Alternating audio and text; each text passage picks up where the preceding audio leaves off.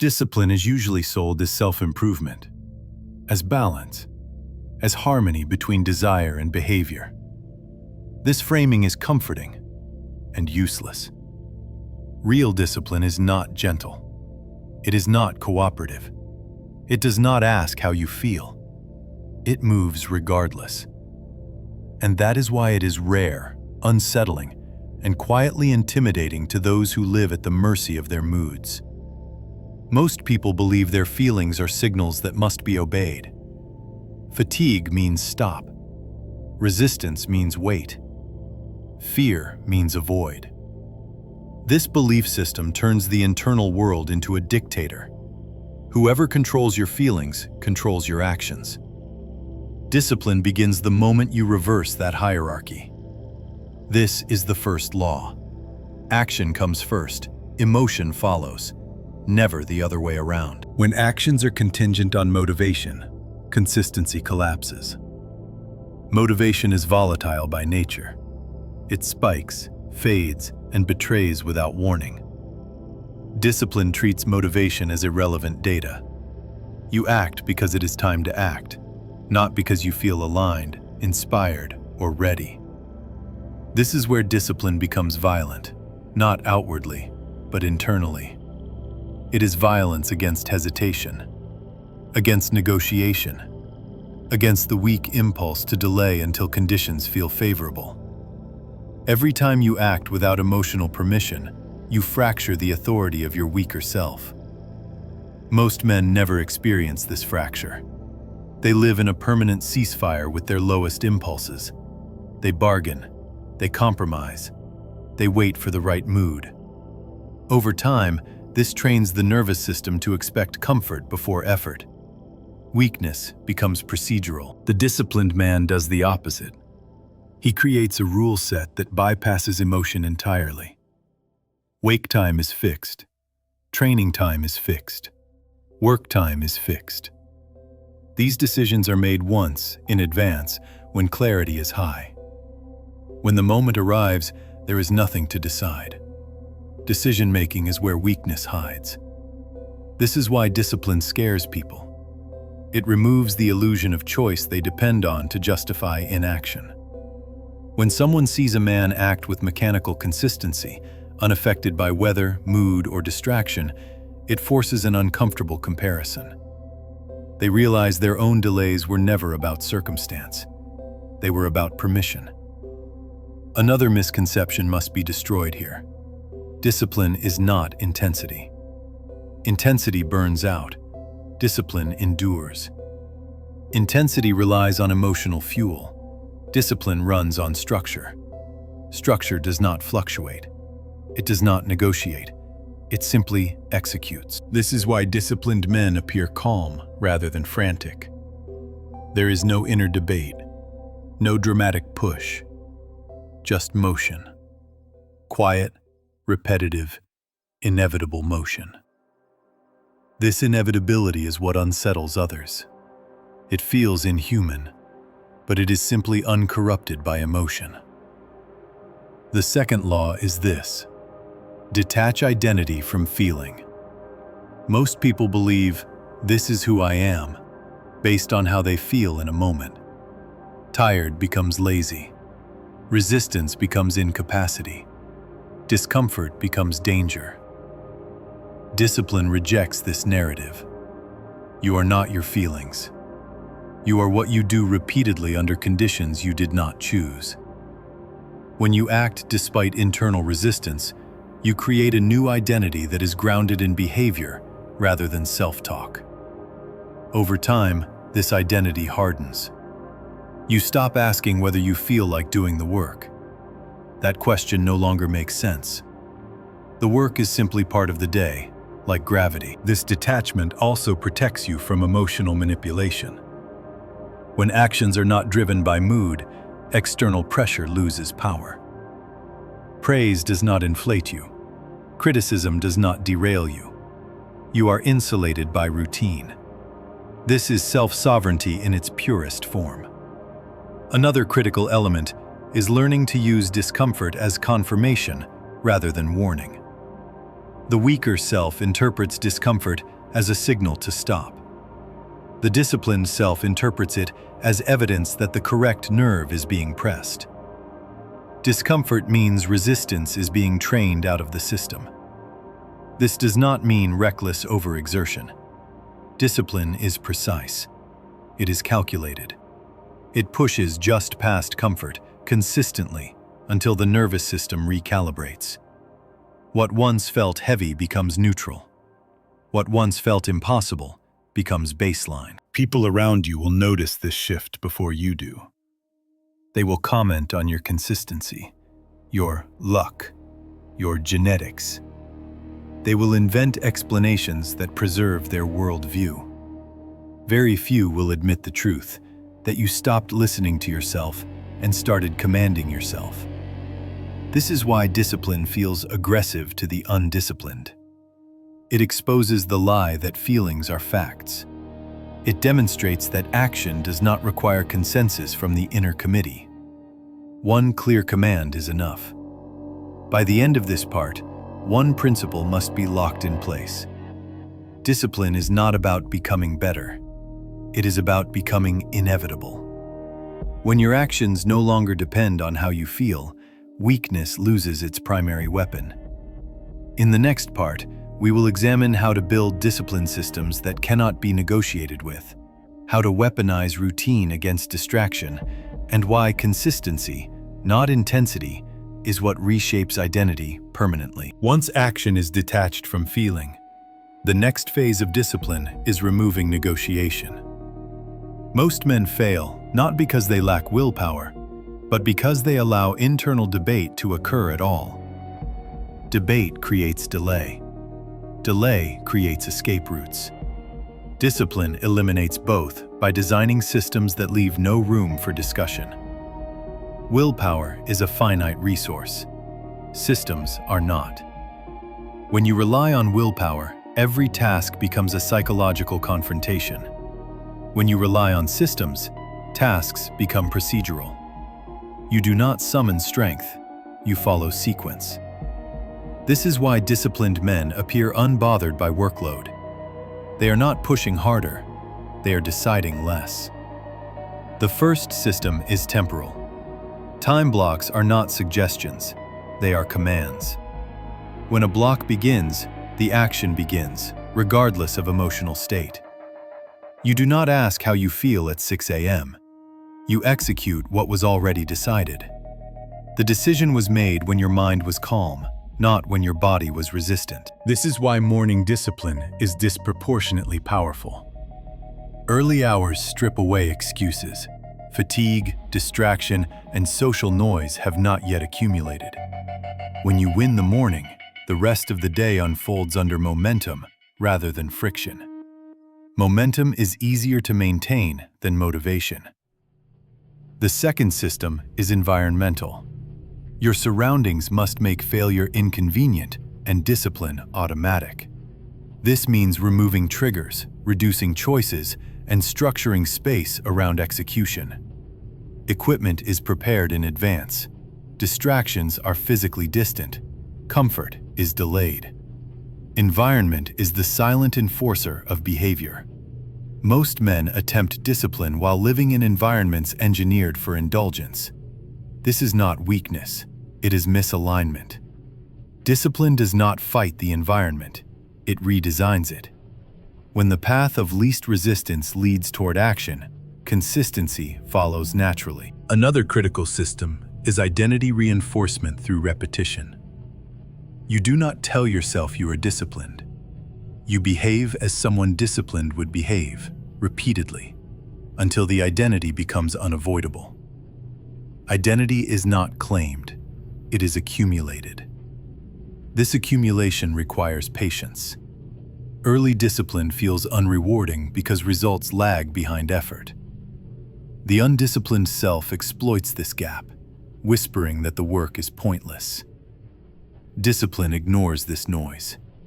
It understands that systems compound quietly. Results are not the goal, inertia is. This leads to an important reframe. Discipline is not about achieving outcomes. It is about eliminating variance. When your behavior becomes predictable, outcomes stabilize. Improvement becomes inevitable. Variance is where weakness hides. Discipline removes variance by standardizing effort regardless of mood.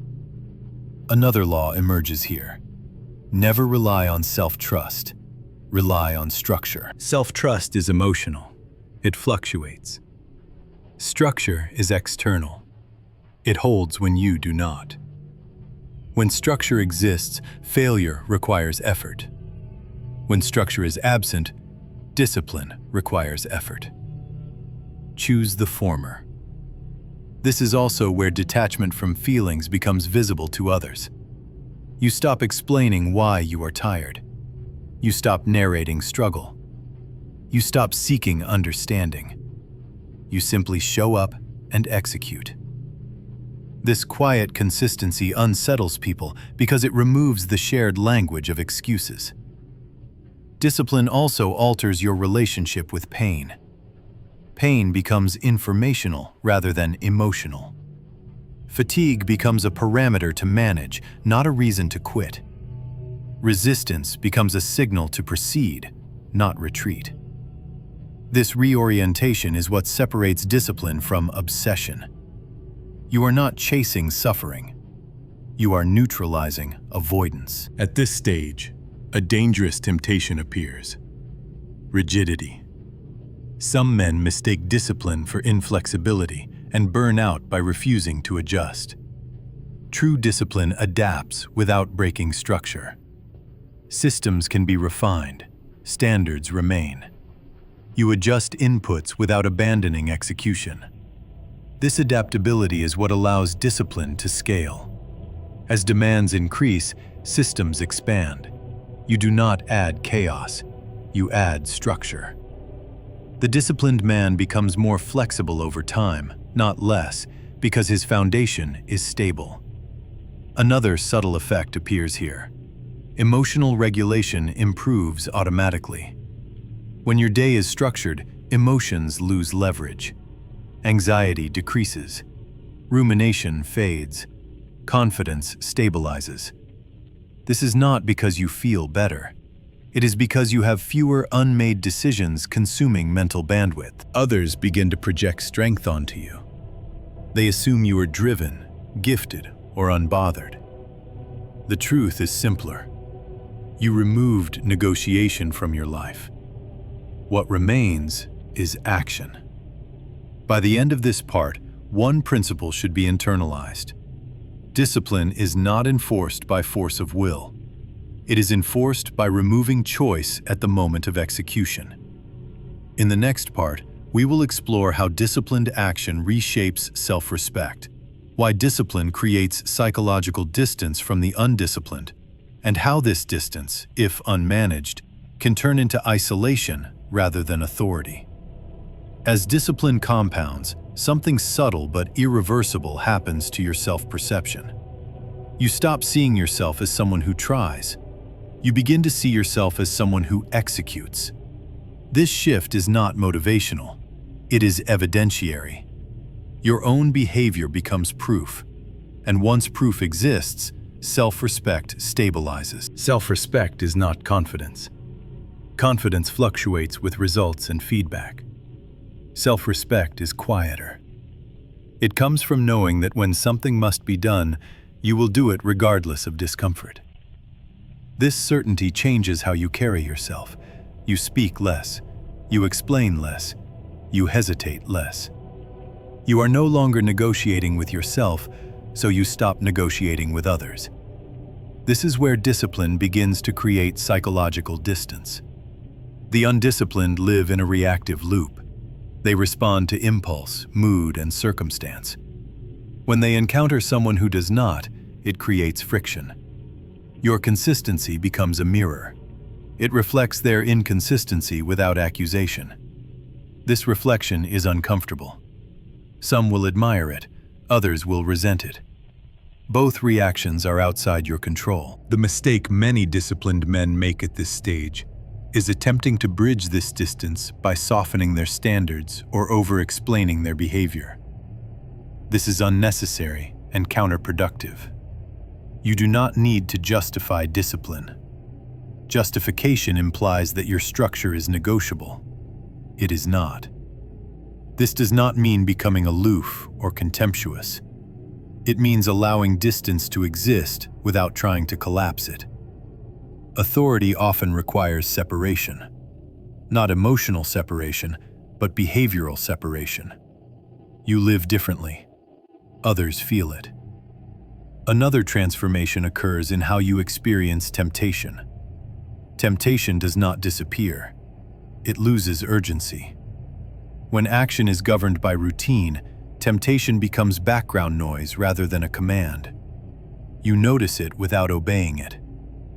This is freedom most people never experience. Discipline also alters how you process failure. When mistakes occur, they are analyzed, not dramatized. There is no identity crisis.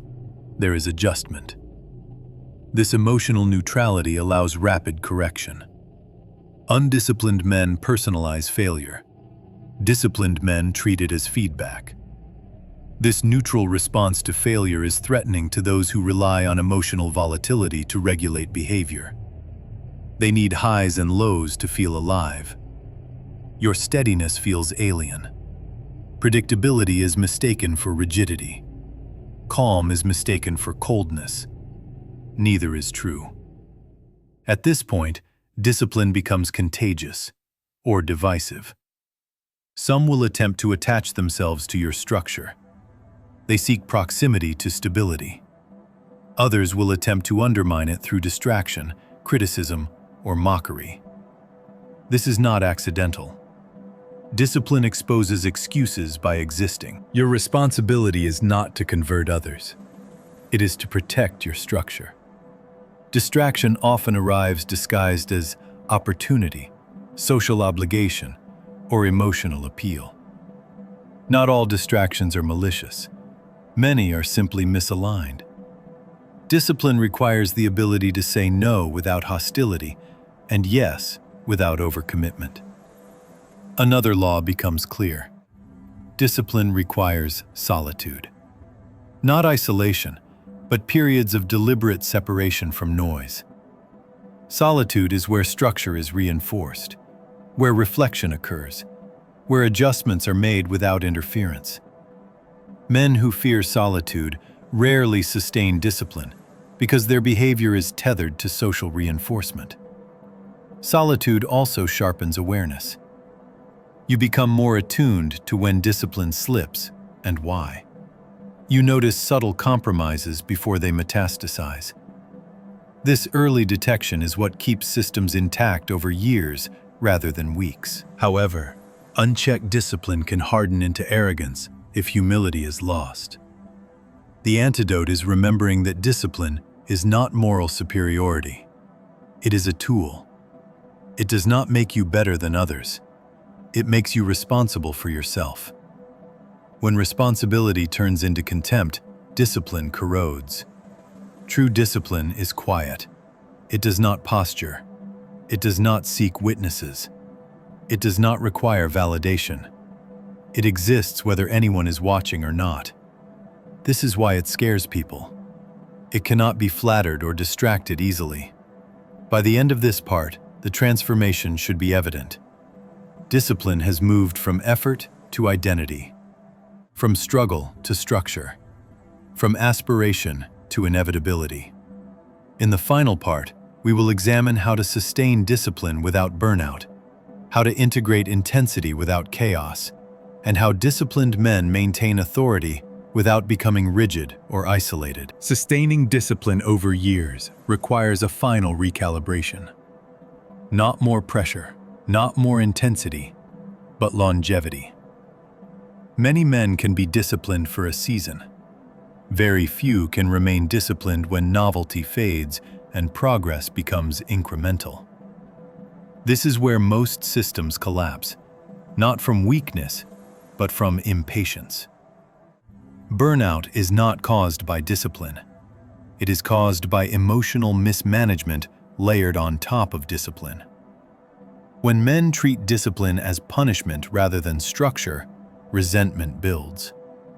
When resentment builds, consistency erodes.